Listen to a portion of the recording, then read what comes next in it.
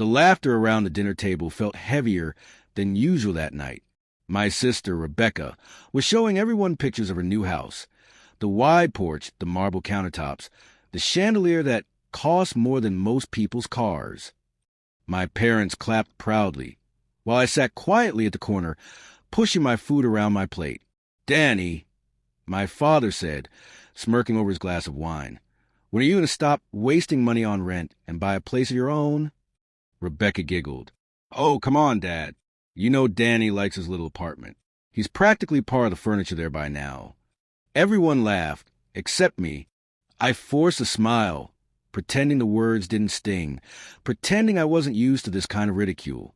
To them, I was the underachiever, the one who never quite made it, the renter, the dreamer, the disappointment. But what they didn't know was that every month, while they congratulated themselves for owning homes and building equity, I was quietly collecting rent checks from 9 other people who lived in the same building as me. I didn't say a word that night.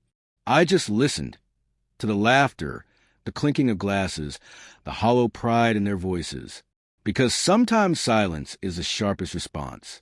And sometimes the best revenge doesn't come from shouting your worth. It comes from letting time reveal it. That night, as Rebecca toasted to new beginnings and smart investments, I raised my glass too, not to her success, but to the secret that none of them knew, the secret that would one day turn their laughter into disbelief. I wasn't born into luxury, but my family always acted as if appearances were everything. My father believed success could be measured by square footage and brand names, while my mother thought happiness came from dinner parties and polite smiles. And Rebecca, she was a golden child who could do no wrong. When we were younger, my parents would hang her report cards on the fridge like trophies. Mine, they tucked away in drawers out of sight. "You just need to try harder, Danny," my father would say, his tone sharp but tired. "Look at your sister. Why can't you be more like her?" After college, life hit me harder than I expected. I didn't land the big corporate job my parents wanted for me. Instead, I worked 2 part-time gigs, one at a construction site during the day, another delivering groceries at night. It wasn't glamorous, but it paid the bills. And more importantly, it taught me what real work felt like. I started saving every spare dollar. While Rebecca spent weekends at beach resorts with her husband, I spent mine studying property values, renovation costs, and mortgage rates. I learned how old buildings breathed, how they decayed, and how they could be brought back to life. That's when I met Mr. Harris, an elderly landlord who owned several rundown properties in the city. He saw my determination and took me under his wing. "You've got a good head, kid," he told me once. "Don't chase status. Build something that lasts." With his guidance, I bought my first property at 24, a small duplex in terrible condition. My parents called it a waste of money. Rebecca laughed when she saw the peeling paint and broken windows. But I worked nights and weekends to fix it myself. I still remember the moment I handed my first tenants their keys. That single rent check felt more rewarding than any praise I'd ever received at home. Over the years, I reinvested every cent I made. 1 property turned into 2, then 3. Slowly, my mistake became my livelihood. Yet, I told no one.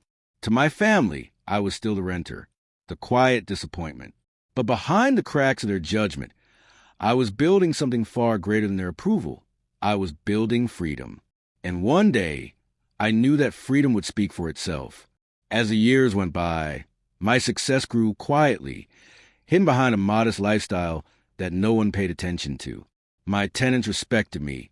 My properties were thriving, and I was finally living comfortably, not lavishly, but securely. Still, my family refused to see past their narrow view of what success should look like. Every family dinner became a test of patience. My mother would smile tightly and ask, "So, Danny, have you thought about settling down? Buying a real place of your own, maybe?" My father would chime in, "You can't keep throwing money away on rent forever." I just gnawed, letting their words pass over me like rain on glass. They didn't understand that the rent I threw away came back to me tenfold every month, from the people who lived under my roof. Rebecca, of course, never missed a chance to jab at me. Once, over Sunday lunch, She said with a smirk, "You know, Danny, if you ever need help understanding mortgages, my husband can explain it to you." Her husband laughed, patting me on the shoulder. "We could teach you a thing or two about ownership." I smiled politely, holding back the urge to laugh.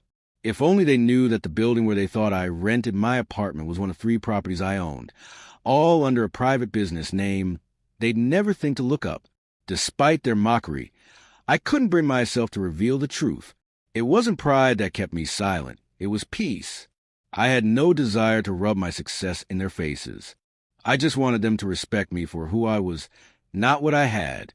But deep down, I knew that wasn't going to happen. Not until they saw it for themselves. So I waited, patiently, quietly, because life is a way of exposing truth at the perfect time. Not through anger or revenge, but through undeniable proof. And soon enough, that moment would come. I could feel it approaching like a storm you can't yet see, but can already hear rumbling in the distance. The breaking point came one bright Saturday afternoon. Rebecca and her husband had just moved into their new house, a massive 2-story home in the suburbs with white pillars and a garden manicured to perfection. Of course, they couldn't resist hosting a family housewarming to show it off. When I arrived, everything looked staged for a magazine cover. Champagne glasses sparkled in the sunlight, and the air was thick with self-satisfaction. My parents were already there, beaming proudly, talking about how both their children turned out so well. I should have known the peace wouldn't last. As soon as I stepped through the door, Rebecca smirked. "Oh, Danny, you made it. Careful not to track in any dust from your little apartment." Her husband chuckled, handed me a glass of wine. "Don't mind her. She's just excited to show you what owning a place looks like." The laughter that followed wasn't loud, but cut deep. My father joined in with a grin. "You know, son, maybe this will inspire you to stop wasting money on rent. It's time you thought about buying something before prices go even higher." I swallowed hard, forcing a smile. "Yeah," I said quietly. "Maybe one day." But inside, my chest burned. I wasn't angry about their words. I was angry about their blindness. They saw me as less, not because of who I was, but because of what they thought I didn't own.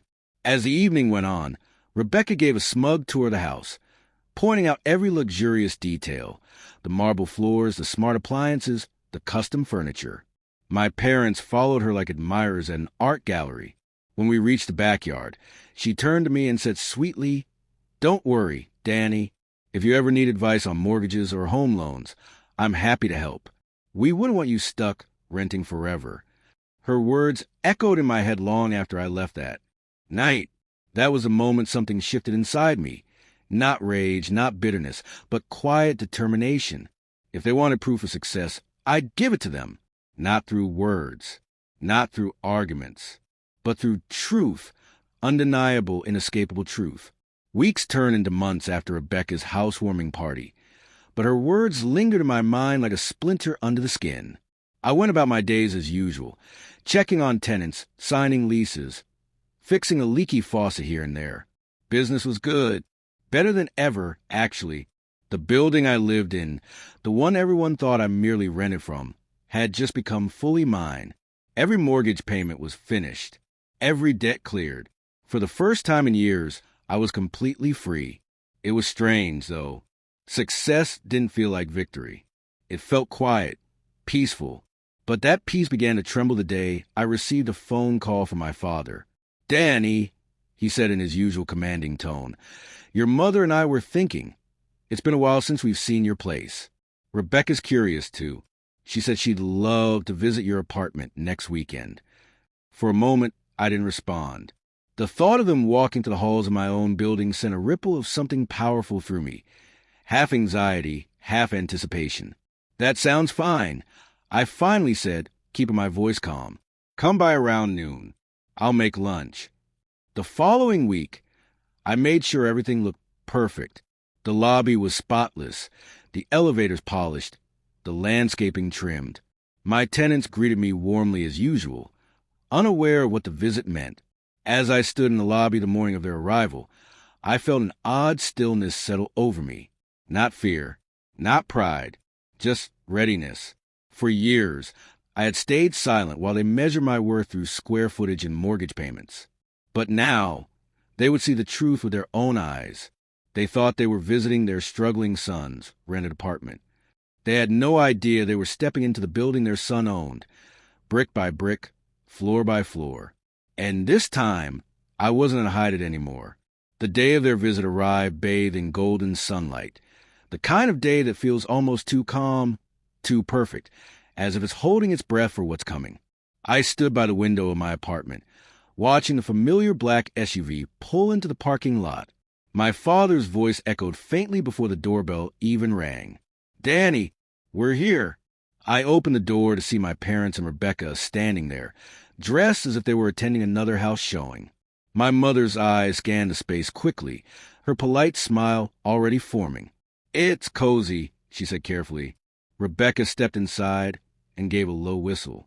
"Not bad, Danny. Smaller than I imagined, but cute."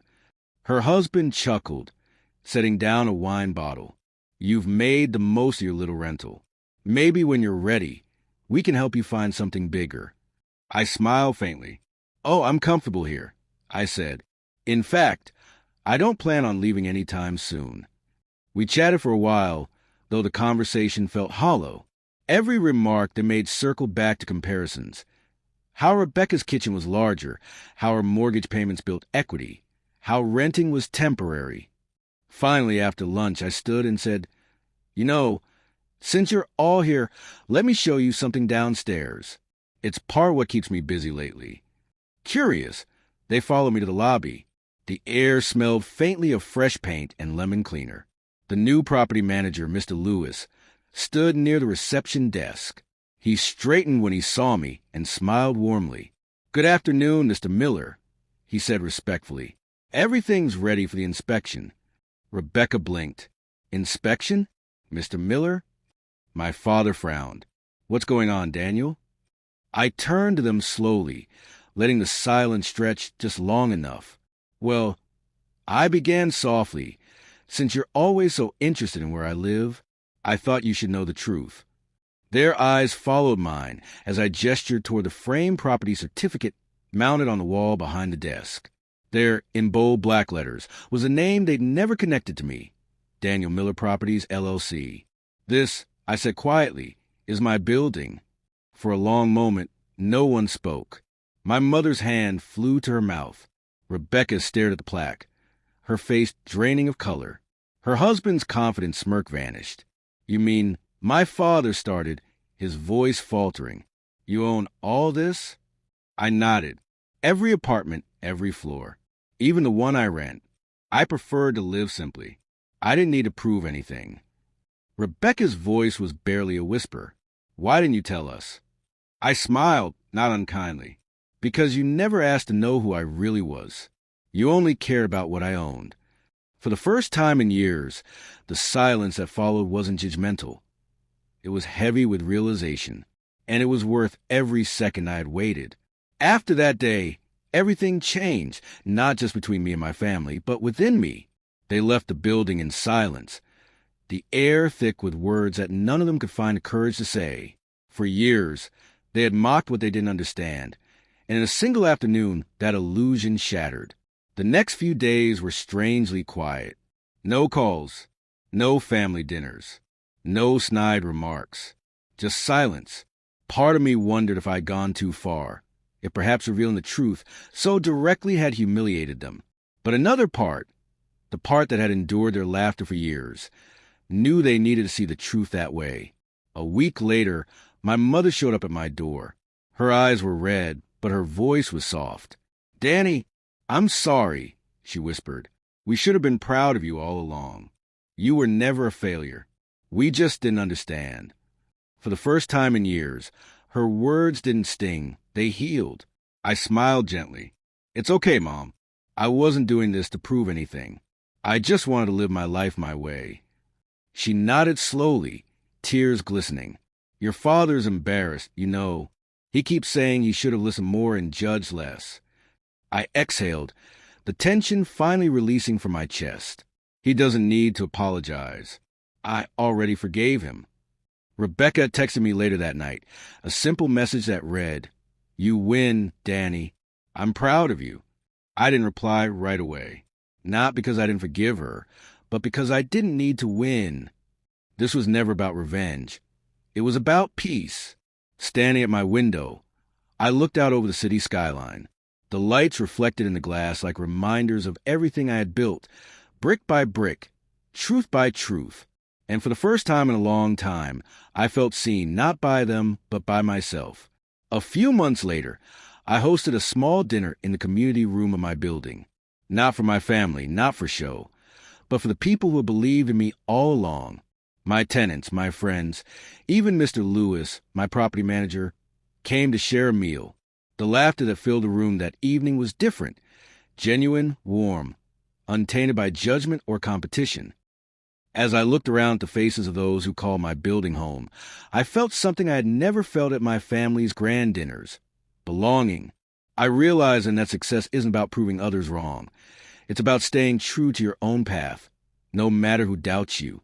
My family's opinions had once defined me, but now they were just echoes of a past that no longer held power. Later that night, as the last guest left, I stood alone in the quiet lobby. The plaque with my name gleamed softly under the lights.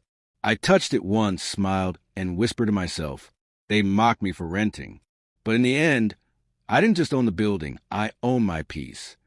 And that peace was worth more than anything money could buy.